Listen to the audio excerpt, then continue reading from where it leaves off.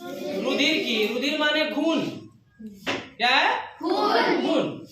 रुधिर क्या है? हमने आपको रुधिर के बारे में बताया था कि जो हमारे शरीर से लाल रंग का पदार्थ चिपचिपा निकलता है, खरोच लग जाता है, कट जाता है तो खून बहने लगता है ना।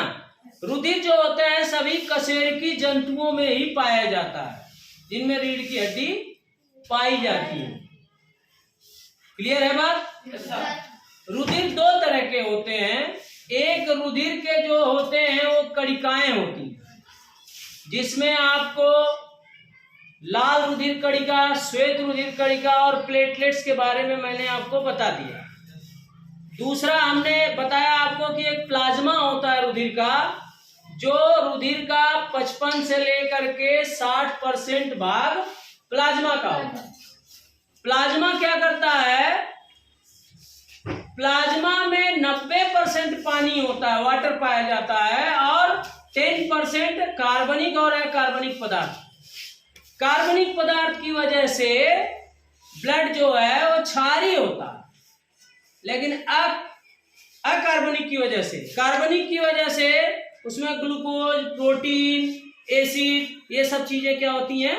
मिली होती हैं, पाई जाती हैं।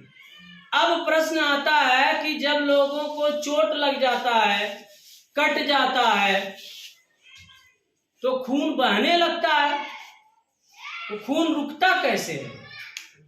इसके बारे में हम जानेंगे कि खून बहता कैसे। मान लीजिए जैसे ये हाथ है, हाथ में मान लीजिए यहाँ कट गया, चोट लग गया, अन्य कोई चीज हो गई, तो यहाँ से खून निकलने लगा। क्यों? क्योंकि उसमें कोशिकाएं होती हैं और ब्लड बहने लगता है। हल्का खरोच लगता है तो पंछा निकलता है, तो प्लाज्मा बाहर आता है। डीप कट लगता है, थोड़ा सा और डीप कट लगेगा तो उसमें से रक्त निकलने लगता है, खून निकलने लगता है। तो जब खून निकलता है तो क्या करते हैं? हम डॉक्टर के पास जाते हैं। कभी कभी ऐसा होता है कि बड़ा जब आपको कट लग जाता है तो डॉक्टर के पास जाना कंपलसरी होता है। इसलिए स्काउट गाइड के लोग प्राथमिक चिकित्सा के बारे में ज्यादातर बताते हैं। आपदा प्रबंधन के लोग प्राथमिक चिकित्सा के बारे में आपको बताते हैं। क्या है? डॉक्टर के आने से पहले किया जाने वाला उपचार प्राथमिक उपचार।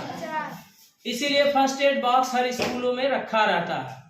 हम लोग बात कर रहे हैं कट जाता है तो होता क्या है, कैसे खून जमता है। तो जब हमारा कहीं कोई हिस्सा कट जाता है तो प्लाज्मा बाहर आने लगता है, और प्लाज्मा के अंदर पाया जाता है फाइब्रिनोजेन।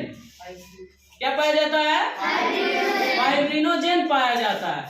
और फाइब्रिनोजेन जैसे ही प्लाज्मा बाहर आता है शरीर से, कटे हुए जगह से, तो आ करके वो खून ऑक्सीजन में मिल जाता है, तो फाइब्रोजीन बदल जाता है फाइब्रिन में।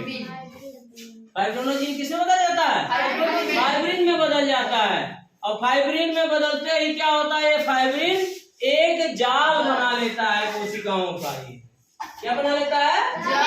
जाल ऊपर बना लेता है उस हिस्से पे। और जाल बनाने की वजह से जो रक्त कणिकाओं में आरबीसी, डब्ल्यूबीसी, ये लाल रक्त, सफेद रक्त निकलते हैं, वो आकर के इसी जाल में क्या होता है?